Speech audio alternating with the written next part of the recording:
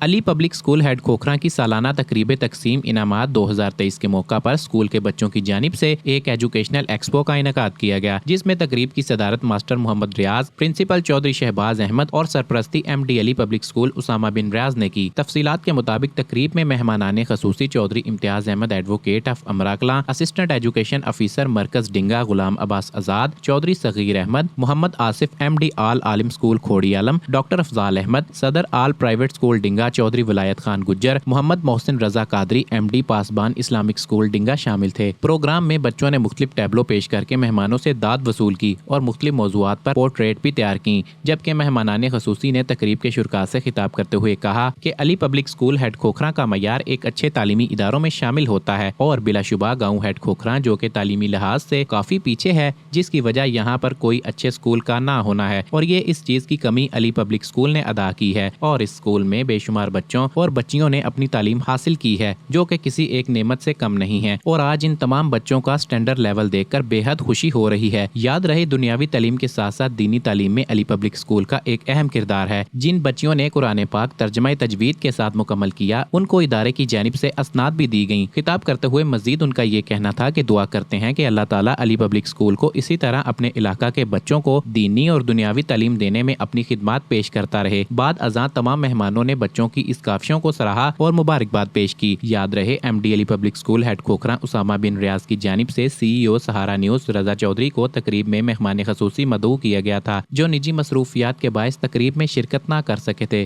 تقریب میں گاؤں کی اہم شخصیات میں مولوی عاشق حسین، مولوی محمد خضر، چودھری ناصر اقبال عرف بابے شاہ، چودھری محمد سجاد سمیت بچوں کے والدین و دیگر افراد بھی شامل تھے۔